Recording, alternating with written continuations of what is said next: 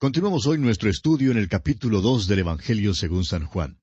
Y llegamos ahora al relato sobre la primera ocasión en que Jesús purifica el templo.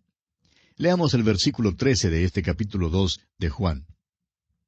Estaba cerca la Pascua de los judíos, y subió Jesús a Jerusalén. Tenemos aquí la mención de otro sitio geográfico. Jesús principió su ministerio en Caná de Galilea, fue a Capernaum y ahora está en Jerusalén. Fíjese usted que Juan llama a esta fiesta la Pascua de los judíos. Ya no era la Pascua del Señor, como se la llama allá en Éxodo 12:27. Es la Pascua de los judíos, meramente una fiesta religiosa, sin sentido y vacía, simplemente un rito para ser cumplido. Aquel del cual habla la Pascua ya había venido.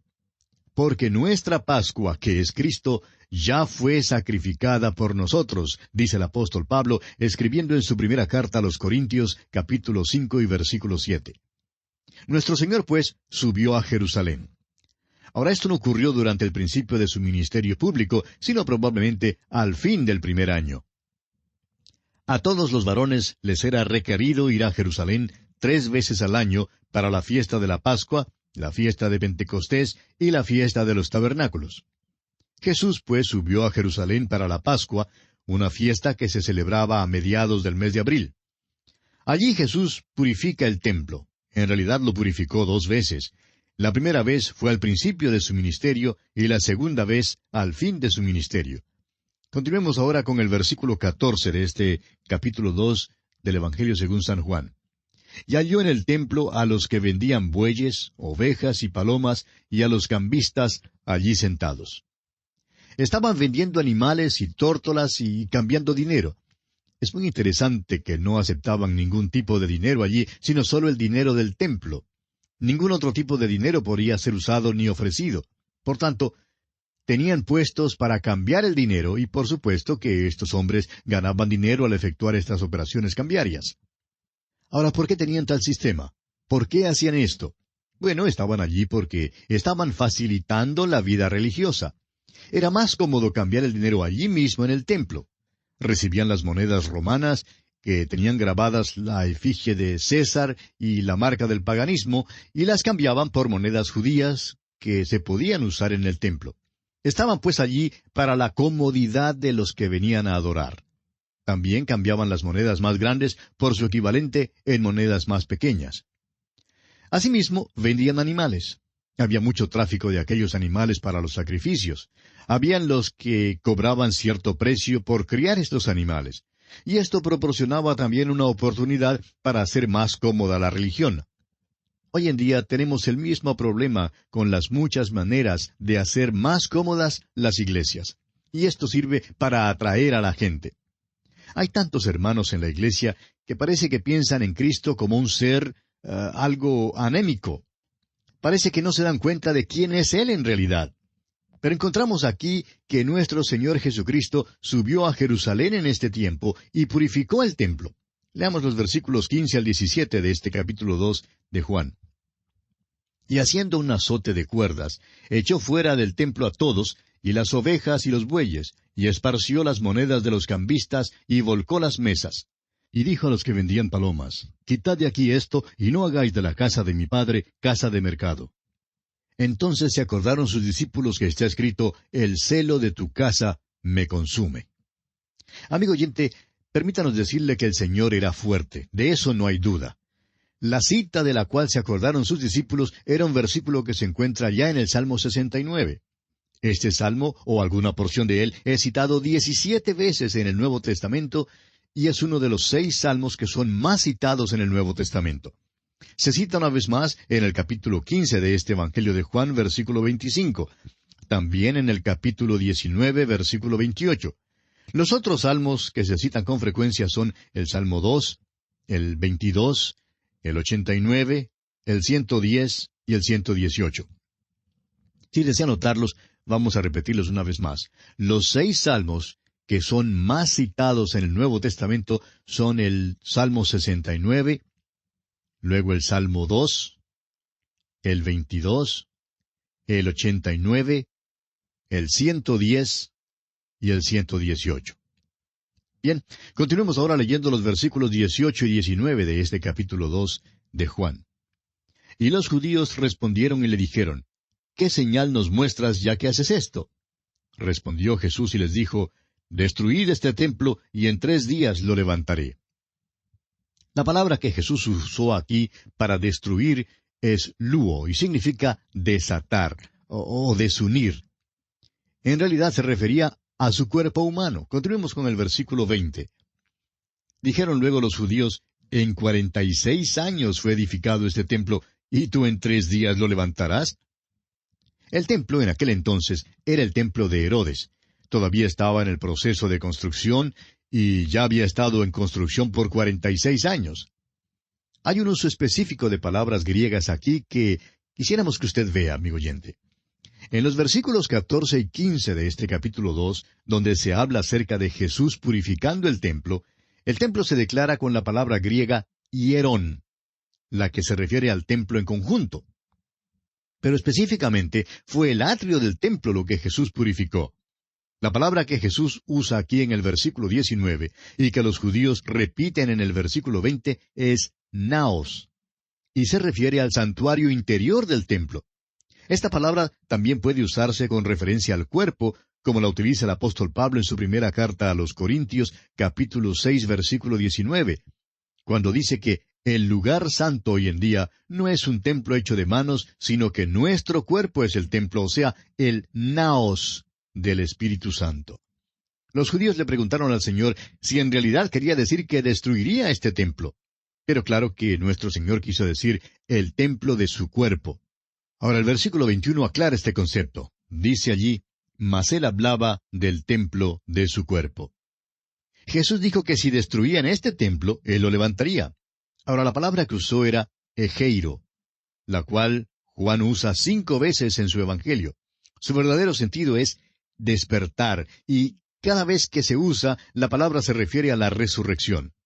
El apóstol Pablo usó la misma palabra en su sermón en Antioquía de Pisidia, y allí la usó 4 veces. Se refiere a la resurrección de Cristo y también a la resurrección de los creyentes. Es usada también en el capítulo 13 de los Hechos, versículo 30, donde dice, mas Dios le levantó de los muertos. Esta palabra encierra en su significado la acción de despertar, o sea, el despertar de la muerte. Cuando Lázaro fue levantado de los muertos, allá en el capítulo 11 de este Evangelio de Juan, versículo 43, Jesús clamó a gran voz, Lázaro, ven fuera. También es el mismo pensamiento, pero no es la misma palabra, que nuestro Señor le habló a la hija de Jairo, uno de los principales de la sinagoga. A esta niña le dijo, despiértate, ovejita. Y esto es lo que encierra esta palabra, egeiro. Y fue precisamente esto lo que Jesús quiso decir cuando habló del templo de su cuerpo. Pero sus discípulos no entendieron eso, y no fue sino hasta después de su resurrección cuando se acordaron de lo que él había dicho aquí. Leamos ahora el versículo 22. Por tanto, cuando resucitó de entre los muertos, sus discípulos se acordaron que había dicho esto, y creyeron la Escritura y la palabra que Jesús había dicho. Estamos llegando ahora a algo que es de mucho interés, amigo oyente. En realidad, debemos leer desde el versículo 23 y seguir leyendo el capítulo 3, donde tenemos la historia de Nicodemo. Todo esto tuvo lugar en Jerusalén durante el tiempo de la Pascua. Leamos pues el versículo 23. Estando en Jerusalén en la fiesta de la Pascua, muchos creyeron en su nombre, viendo las señales que hacía. Muchas personas que leen esto dicen, cuán maravilloso es que muchos creyeron en él. Pero, amigo oyente, no fue nada maravilloso porque esta no era la fe salvadora de ninguna manera. Ellos simplemente hacían una señal afirmativa cuando veían los milagros que él hacía. Pues fíjese usted lo que sigue aquí en los versículos 24 y 25. Pero Jesús mismo no se fiaba de ellos porque conocía a todos y no tenía necesidad de que nadie le diese testimonio del hombre, pues él sabía lo que había en el hombre. En verdad, el lenguaje que se usa aquí revela que él no se fiaba de ellos. La fe de ellos no era la fe genuina, no era esa fe salvadora de ninguna manera. Amigo oyente, ¿qué quiere usted decir cuando dice que cree en Jesús? ¿Quiere decir que cree en las verdades del Evangelio? Sería difícil contradecirlas, ¿verdad? Pero Él murió por sus pecados. La pregunta importante es, ¿Confía usted, amigo oyente, en Él como su Salvador personal, el que murió por sus pecados? ¿Fue resucitado Él para su justificación? ¿Es Él el Salvador que vive a la diestra de Dios hoy en día y que se constituye en la única esperanza que usted tiene? Eso es lo más importante. Esta multitud tenía interés en Jesús y cuando le veían hacer los milagros, creían. Tenían que creer. Habían visto los milagros. Pero Jesús no se fiaba de ellos. No creía que su creencia fuera genuina porque conocía a todos. Sabía lo que había en el corazón humano. No necesitaba que nadie le diera testimonio del hombre porque él sabía lo que había en el hombre. Es sobre la base de esto, amigo oyente, que Nicodemo viene a él.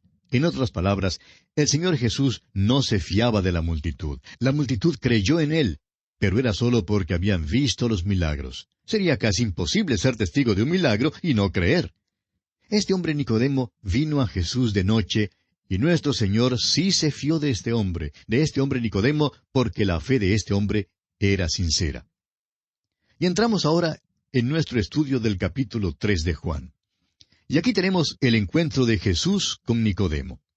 Usted recordará que ya dijimos que este es un caso en el cual la división que se ha hecho entre capítulos no es lo más deseable. Por eso es que leeremos desde el versículo 24 del capítulo 2 sin pausa hasta el versículo 1 del capítulo 3. Escuche usted. Pero Jesús mismo no se fiaba de ellos porque conocía a todos, y no tenía necesidad de que nadie le diese testimonio del hombre, pues él sabía lo que había en el hombre.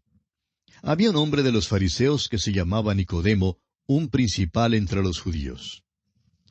Este hombre se había separado de la multitud.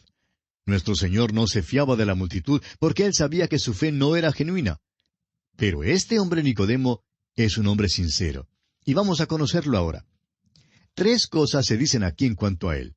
Lo primero es que era un hombre de los fariseos. Eso significa que era miembro del mejor grupo en Israel. Los fariseos creían en la inspiración del Antiguo Testamento, creían en la venida del Mesías, creían en los milagros y creían en la resurrección. Era pues un hombre de los fariseos y su nombre era Nicodemo. Se nos da su nombre y es identificado como principal entre los judíos. De modo que podríamos decir que este versículo nos da las 3 máscaras que este hombre llevaba puestas. Esta es una descripción del hombre moderno. Era un hombre de los fariseos cuando se reunía con ellos. Cuando él estaba con ellos, era uno de ellos. Luego, cuando salía de entre los fariseos y caminaba por las calles, el público se apartaba para abrirle paso. Seguramente Nicodemo tendría puesta su vestimenta especial, sus filacterias y su manto de oración. Y la gente quizá diría, allí va Nicodemo, principal entre los judíos. ¡Qué hombre más destacado! Por tanto, creemos que Nicodemo adoptaría una actitud totalmente diferente con la gente en la calle. Pero su nombre era Nicodemo. Y debajo de estas 2 máscaras que llevaba, era simplemente Niquito. Hoy en día hay muchos hombres que viven así. Tenemos al señor que es comerciante y oficial de una gran corporación. Sale a la oficina por la mañana y aquellos que trabajan con él en la oficina le hablan y le llaman señor y se someten a él. En verdad no le conocen. Ellos creen que le conocen, pero no le conocen de veras. Luego este señor sale de la oficina y ve a algunos de sus clientes y cuando le preguntan en cuanto al negocio, él les responde, pues, todo anda bien. Luego, al mediodía, entra en el club para almorzar. En el mismo momento en que entra en el club, es un hombre diferente. No es ya el señor fulano de tal, presidente de la corporación, sino que ahora es simplemente uno entre muchos miembros del club. Los socios del club juegan golf con él y le conocen, se tutean con él y le llaman por su primer nombre. Él, por su parte, asume una actitud diferente y una relación diferente con ellos. Le preguntan en cuanto al negocio y él les responde, pues, todo anda muy bien. Luego, por la noche, después de cerrar el negocio, vuelve a su casa. Abre la puerta, entra, se quita el abrigo y se sienta en su silla favorita. Aquí otra vez es un hombre diferente, un hombre muy diferente. Su esposa entra en el cuarto y lo mira sentado allí, desalentado y sin las 2 máscaras que ha llevado puestas durante el día. Ya no es el comerciante, presidente de la corporación. Tampoco es uno de los muchachos en el club. Ahora es simplemente Paco, o Pancho, o lo que fuera su nombre. Su esposa le pregunta, ¿qué te pasa? Y él contesta, el negocio anda mal. Pues bien, aquí tenemos revelado abiertamente y con sinceridad la identidad de esta persona.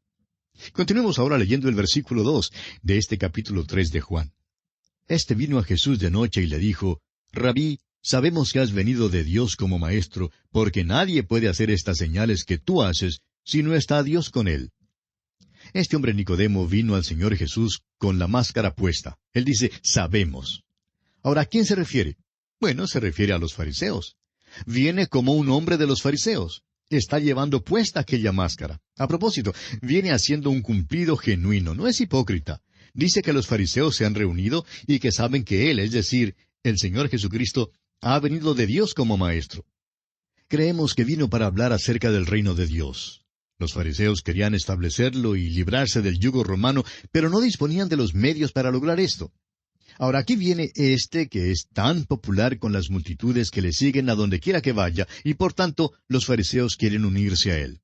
Ellos creen que Jesús ha venido del pueblito de Galilea y que por tanto no sabe cómo tratar a los políticos. Pero ellos sí lo saben, y por eso los fariseos creen que no sería malo combinar sus fuerzas. Por esto Nicodemo viene de una manera algo condescendiente a Jesús, pero siempre reconociendo que Él ha venido de Dios como maestro. Ahora, las pruebas que Él señala son los milagros. Tenía que reconocer los milagros. Ahora, fíjese usted, amigo oyente, que en aquel entonces nadie dudaba la realidad de los milagros de nuestro Señor. Los que dudan los milagros hoy en día son los profesores de teología liberal, que están separados por unos 2000 años y miles de kilómetros de la tierra donde todo esto ocurrió. Usted encontrará que ni los amigos ni los enemigos de Jesús jamás dudaron de la realidad de sus milagros. Continuemos pues con el versículo 3. Respondió Jesús y le dijo, de cierto te digo, que el que no naciere de nuevo no puede ver el reino de Dios. Esta es la razón por la cual creemos que Nicodemo vino para hablar acerca del reino de Dios. No vemos otra razón por la cual nuestro Señor se hubiera referido a ello. Nuestro Señor le interrumpe repentinamente y le dice, la cosa es que ni aun puedes ver el reino de Dios a menos que nazcas de nuevo. Ahora aquí tenemos a un hombre que es sumamente religioso y que es fariseo, y sin embargo, nuestro Señor le dice que no puede ver el reino de Dios a menos que nazca de nuevo. Esto, amigo oyente, es lo de importancia crucial. Pero bueno, tenemos que detenernos aquí. Oramos que el Señor le bendiga abundantemente.